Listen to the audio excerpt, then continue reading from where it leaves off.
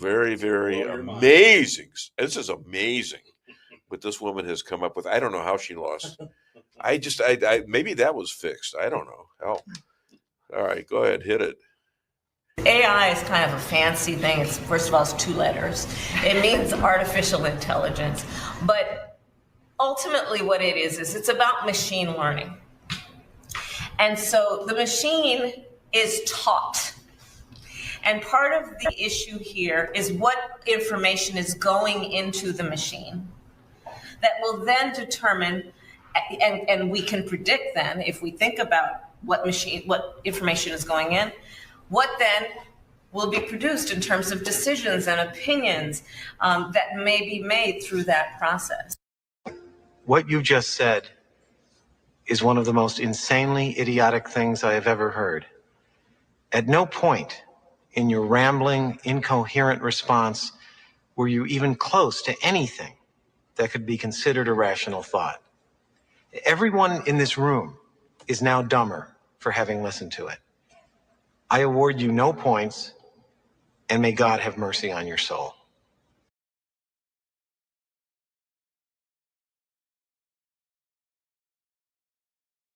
He said, Steve, I'm so excited. Many years ago, Paul called me. It was in the evening, and he said, Steve, I'm so excited. I just finished a new song, and I just have to tell somebody. And I said, oh, great. What's the title? And he said, 47 Ways to Leave Your Lover. And I said, Paul, what if it were 50? 50 ways to leave your lover.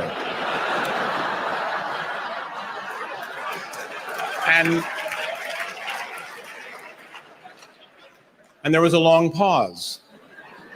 And he said, go on. And I said, well, 50 has a nice ring to it, and 47 sounds a little awkward. And he said, but, I've got 47. I can't think of any more. And I said, make a new plan, Stan.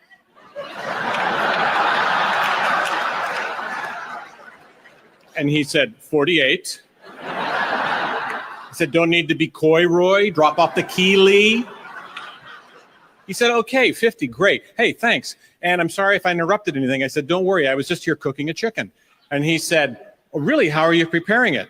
And I said, parsley, sage, rosemary, and thyme. And now look it up. Okay.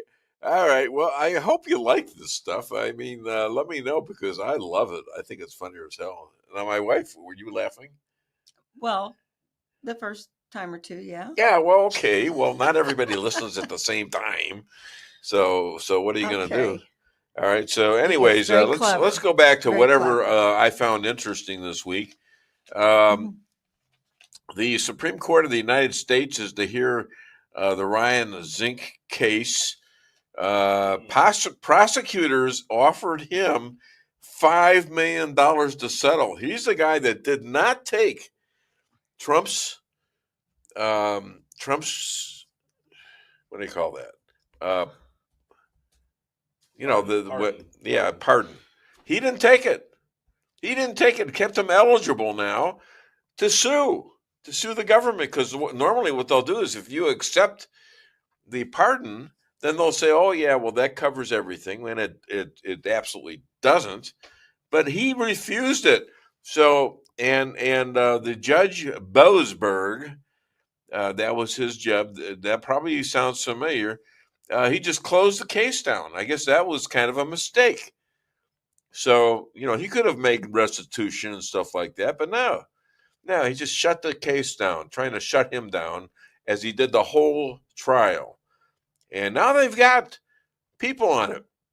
And you're going to hear one of those persons on it in the form of Mark McCloskey, who was the lawyer for Ryan Zinke, and knows everything that went on, and knows how horrible our government acted towards these people. You're seeing riots in LA, you're seeing riots in Minnesota, you're seeing riots in Washington, D.C., and I'm not Washington, D.C., but Washington State, Seattle, places like that, Oregon, and yet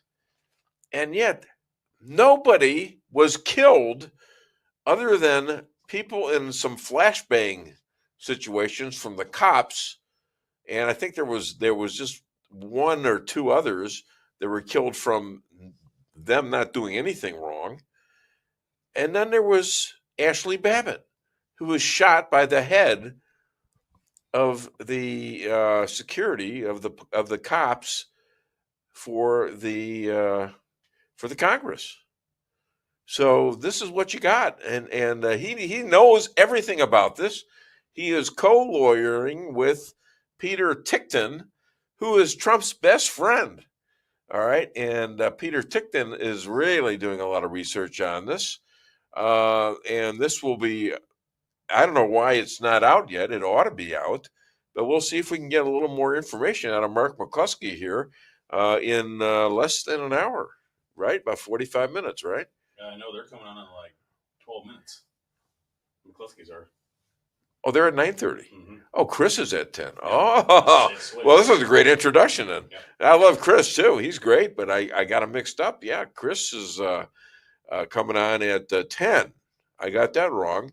And so the McCloskeys are coming on, and it's great. I got them all prepped for them and everything, and we're going to see if we can ease. It's sometimes with these lawyers, they are prone not to talk a lot.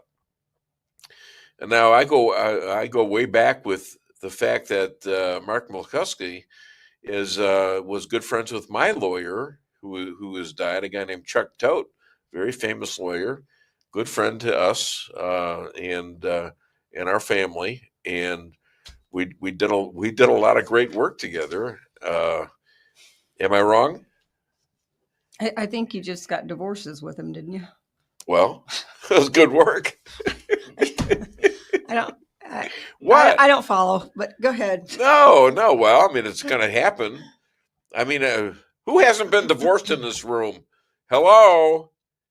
Raise your hands. Come on. If we haven't or have. If you who has not been divorced here? Oh, I have been. So. Yeah. Okay. So it happens. Donald Trump. How many divorces did he have? 2 or 3? I forget. Yeah. I don't know. So I think it was 3 actually, and this is his 4th Well, then marriage. you're tied. We're tied. Yeah. Congratulations. If I've only been tied at the other marriages, it would have worked. Congratulations. Oh God, another joke.